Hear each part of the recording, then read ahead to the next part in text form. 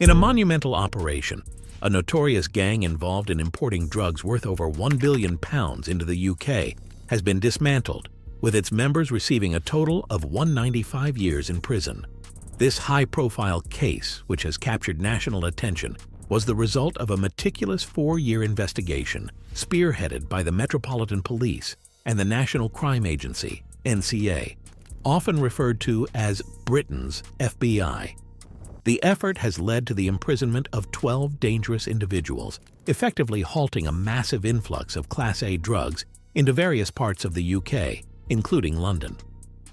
The story of this operation began in 2020 when the Metropolitan Police started focusing their attention on a West London-based criminal gang.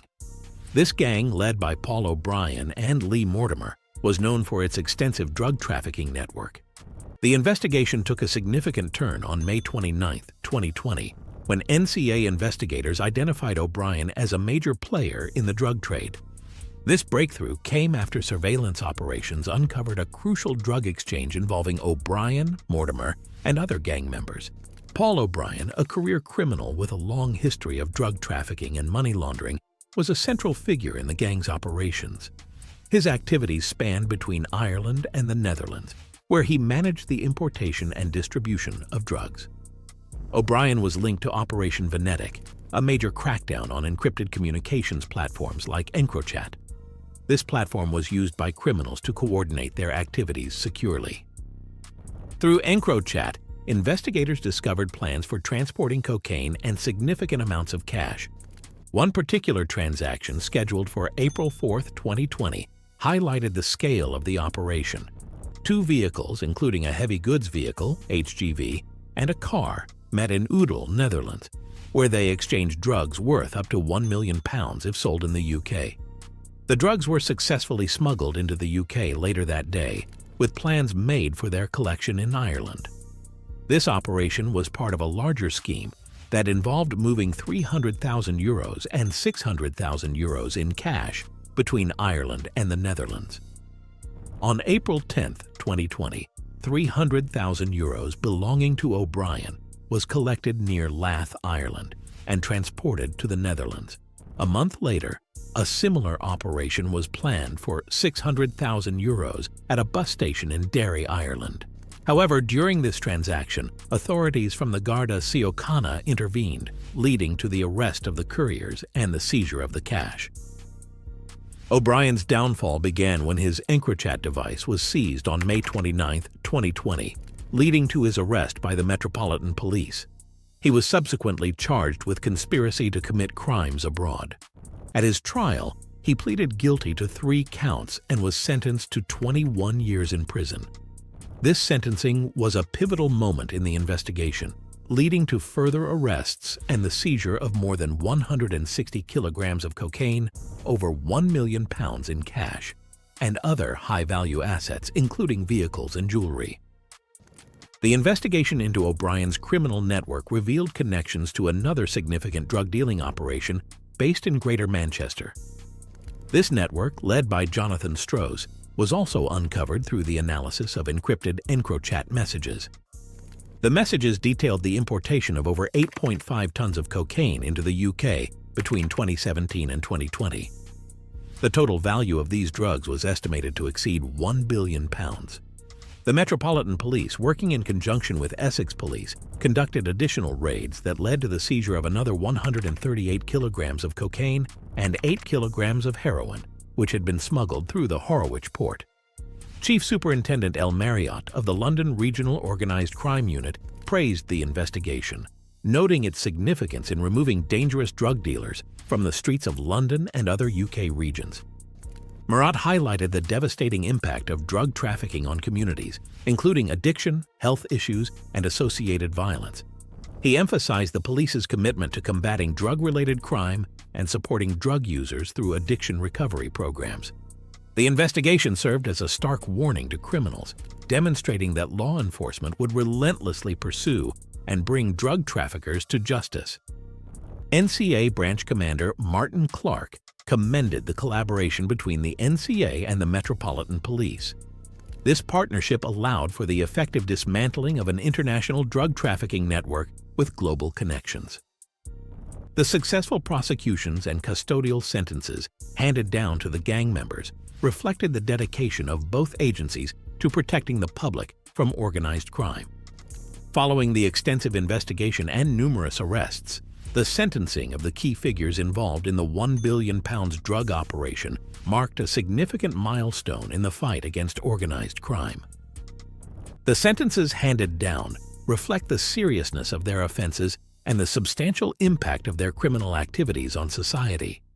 Paul O'Brien, one of the principal figures in the drug trafficking network, received a sentence of 21 years imprisonment for his role in conspiring to import Class A drugs. His co-defendant, Lee Mortimer, was sentenced to 18 years for conspiracy to supply Class A drugs and money laundering. Mortimer's involvement was crucial in the distribution and financial management of the drugs. Other members of the gang received varying sentences based on their roles and contributions to the criminal enterprise. Marcus Elmer was sentenced to 15 years and 6 months for drug supply and money laundering, while Jonathan Whitley received a 10-year sentence for conspiracy to supply cocaine and money laundering.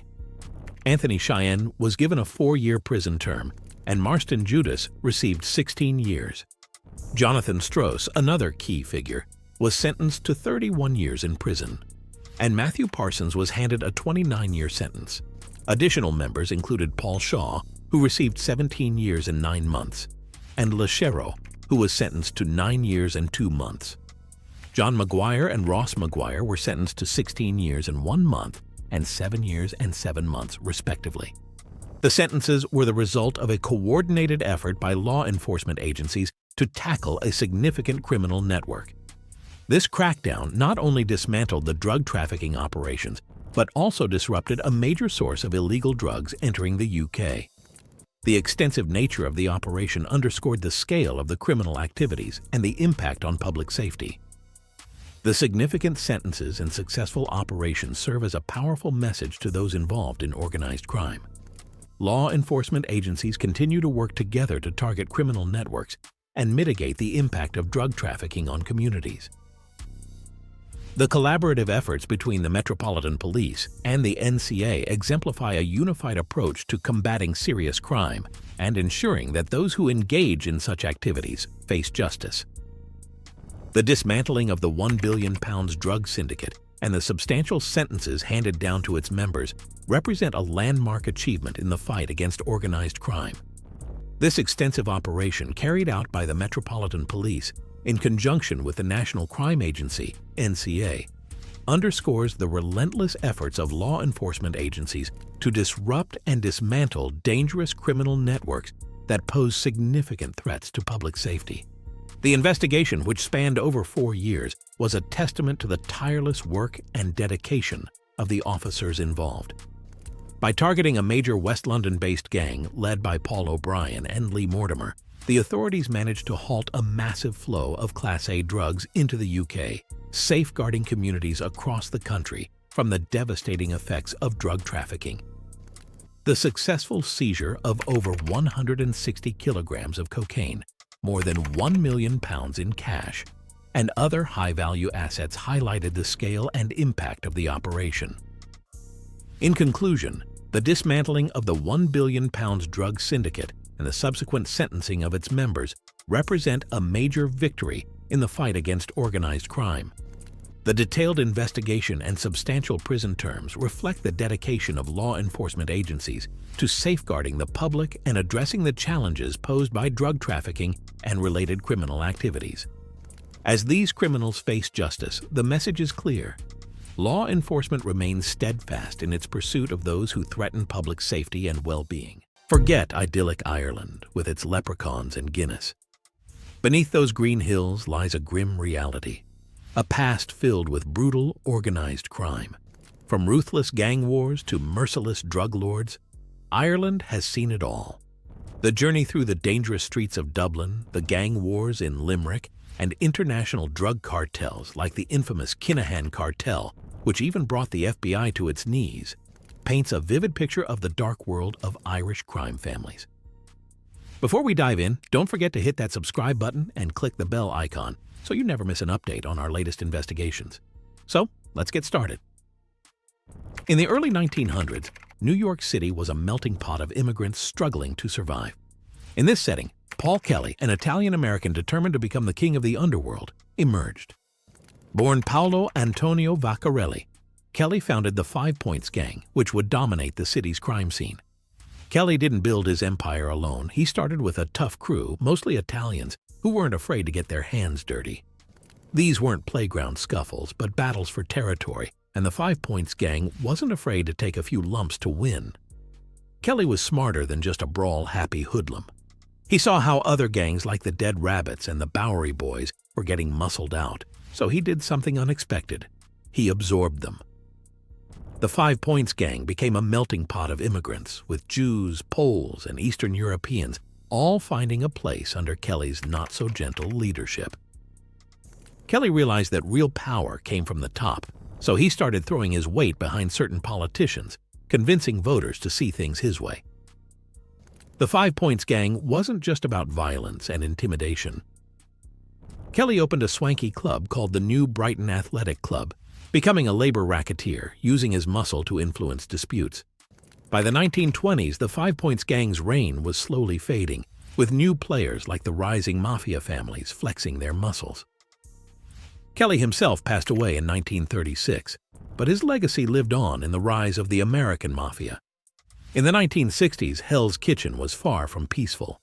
Mickey Spillane, a local boy made good in a bad way, was running the show. Spillane wasn't your average thug. He ran operations involving loan sharking, beatdowns, and even kidnapping.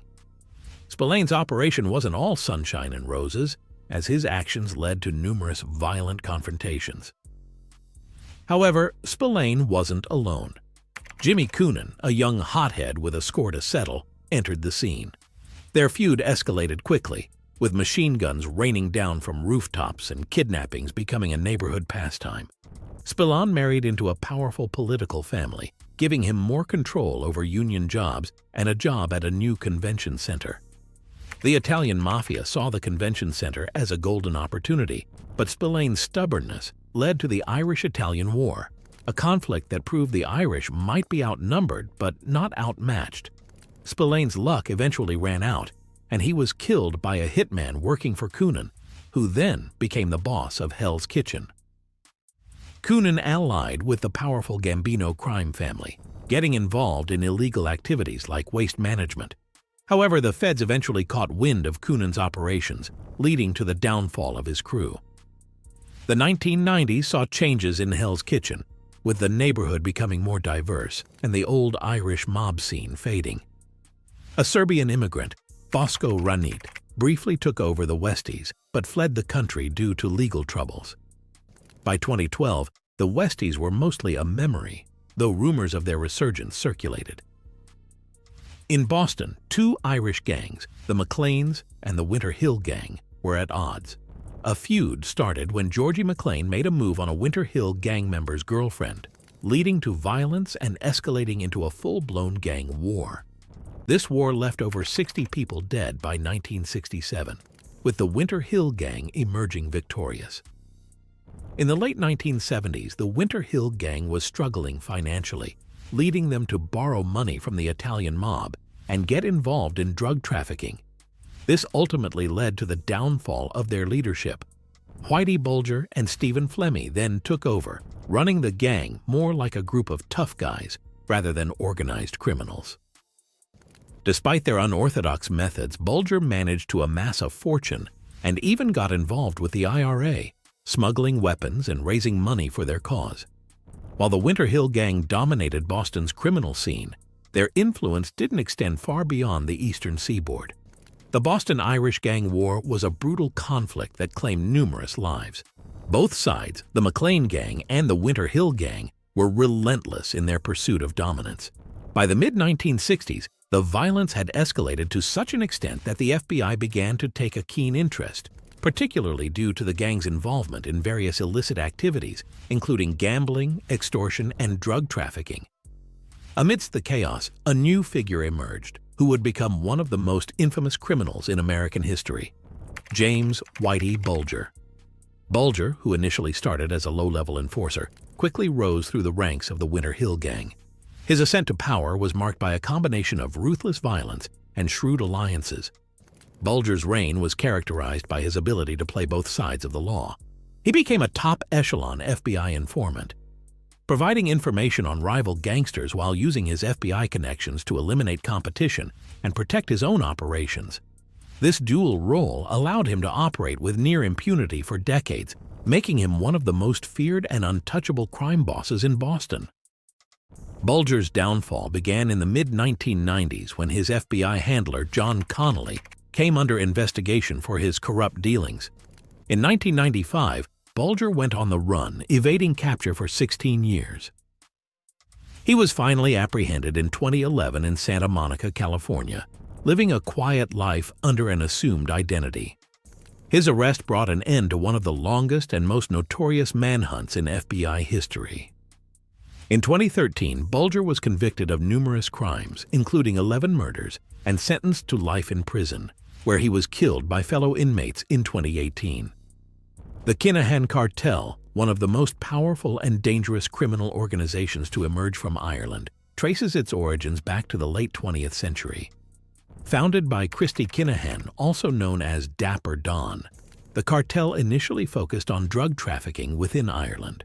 However, it quickly expanded its operations internationally, establishing a significant presence in the UK, Spain, and beyond.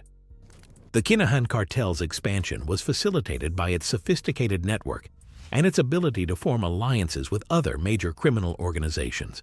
This allowed them to control a substantial portion of the European drug trade, trafficking cocaine, heroin, and cannabis on an unprecedented scale. A major turning point for the cartel came with the outbreak of the Hutch-Kinahan feud, one of the most violent gang conflicts in modern Irish history. The feud began in 2015, following the murder of Gary Hutch, a member of the Hutch family, allegedly by the Kinahan Cartel. This sparked a series of retaliatory killings, resulting in numerous deaths and escalating violence across Dublin and beyond. The feud drew significant attention from law enforcement agencies worldwide, leading to increased efforts to dismantle the Kinahan Cartel. The cartel's operations were severely disrupted by international police cooperation, resulting in numerous arrests and substantial drug seizures. The Kinahan Cartel's influence extended far beyond Ireland's borders. In 2020, the U.S. government imposed sanctions on several key members of the cartel, designating them as significant international narcotics traffickers. This was a significant blow to the cartel's operations, as it severely restricted their ability to conduct financial transactions and maintain their network. Despite these efforts, the Kinahan Cartel remains a formidable force in the world of organized crime. Its leaders, operating from safe havens in the Middle East and other regions, continue to wield considerable power and influence over the global drug trade.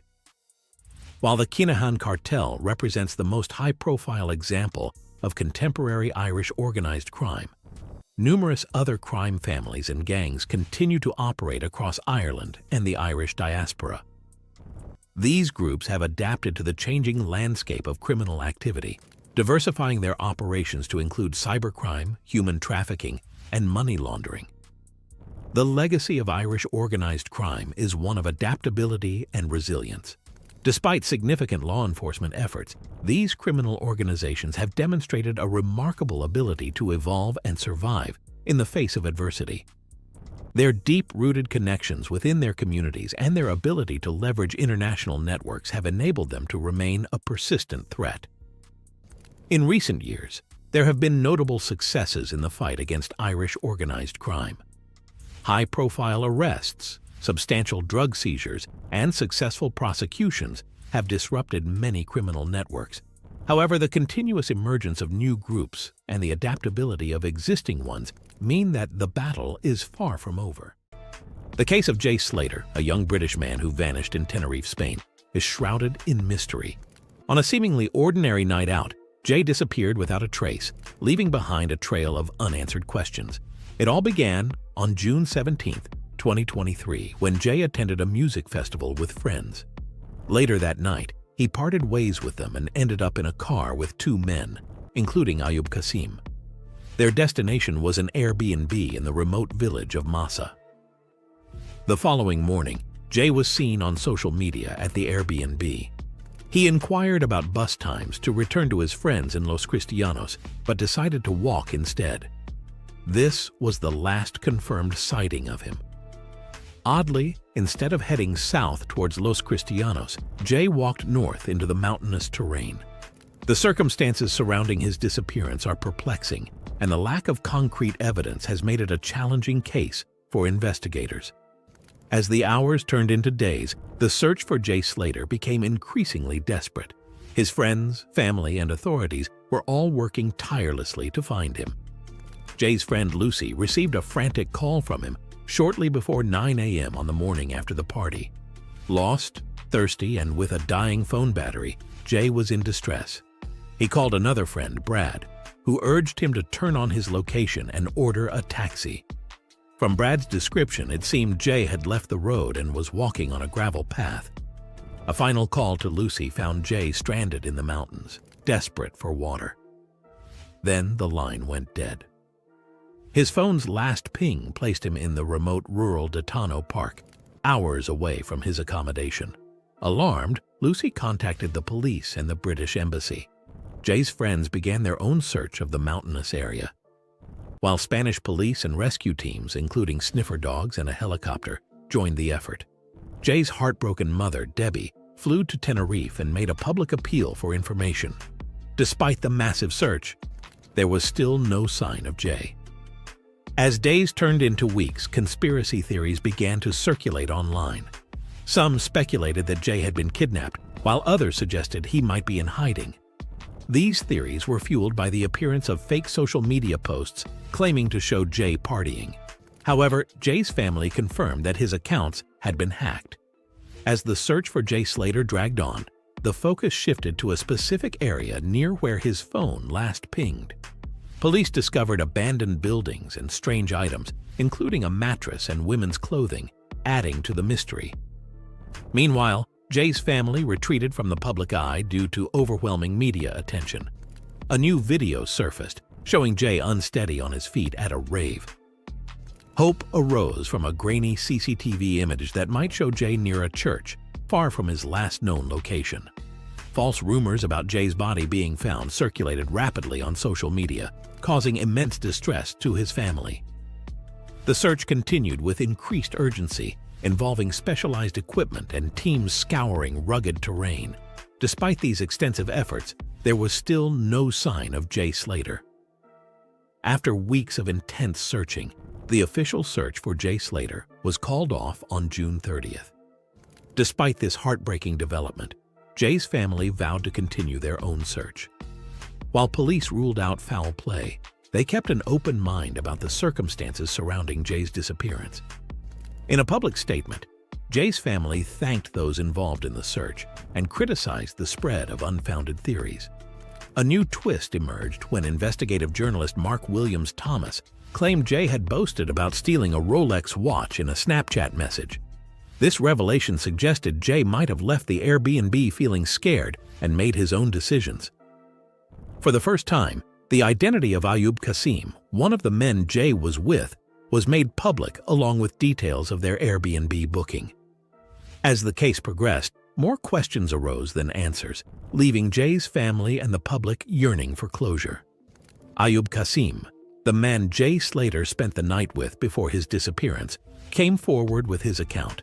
He insisted that Jay arrived and left the Airbnb safely, denying any involvement in his disappearance.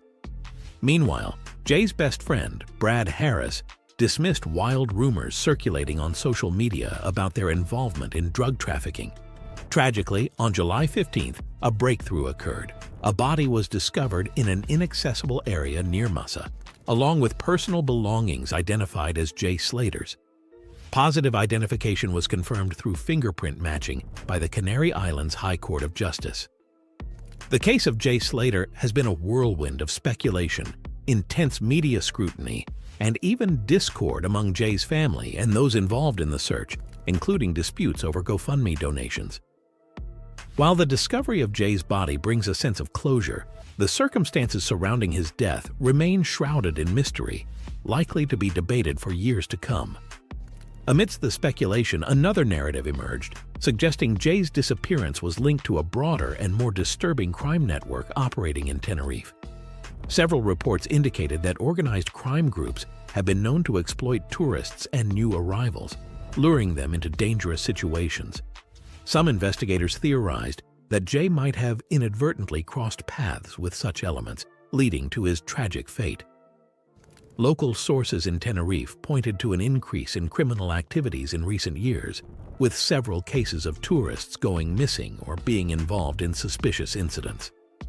These cases often involve complex criminal networks specializing in human trafficking, drug smuggling, and other illicit activities.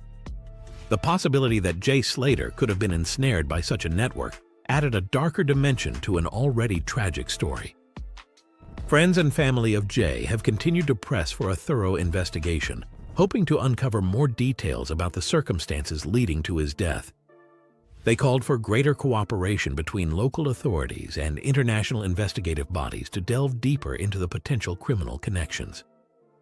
The media's role in Jay Slater's disappearance has also come under scrutiny. The relentless coverage, speculation, and dissemination of unverified information added to the emotional toll on Jay's family. They faced not only the anguish of losing a loved one, but also the pressure of navigating a public ordeal fraught with misinformation and sensationalism. In response, Jay's mother, Debbie, became a vocal advocate for missing persons, campaigning for improved protocols and support systems for families facing similar situations. She emphasized the need for compassionate and accurate reporting, urging the media to prioritize the well-being of those affected by such tragedies. As the investigation continued, law enforcement agencies remained committed to uncovering the truth behind Jay Slater's disappearance. They explored leads, interviewed witnesses, and analyzed evidence to piece together a coherent narrative. Despite the challenges, the dedication to finding answers for Jay and his family persisted. Jay's family has vowed to keep pushing for answers, advocating for improvements in search and rescue operations and support systems for families in similar situations. Their resilience and determination are a testament to their love for Jay and their unyielding hope for justice. The quest for truth is driven by the enduring hope that the full story will eventually come to light. Every detail uncovered brings Jay's loved ones a step closer to understanding the circumstances that led to his untimely death. This pursuit of truth not only seeks to honor Jay's memory, but also aims to prevent similar tragedies in the future, ensuring that no other family has to endure such a harrowing experience.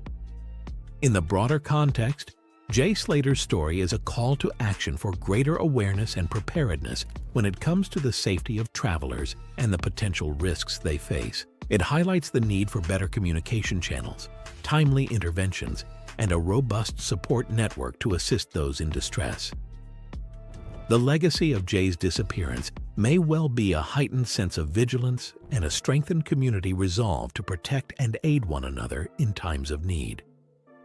In the end, the story of Jay Slater is a sobering reminder of the dangers that can lurk beneath the surface of seemingly ordinary events. It underscores the importance of vigilance, community support, and a relentless pursuit of truth in the face of uncertainty. While the discovery of Jay's body marked a poignant end to the search, the quest for understanding and justice continues, driven by the enduring hope that the full story will eventually come to light.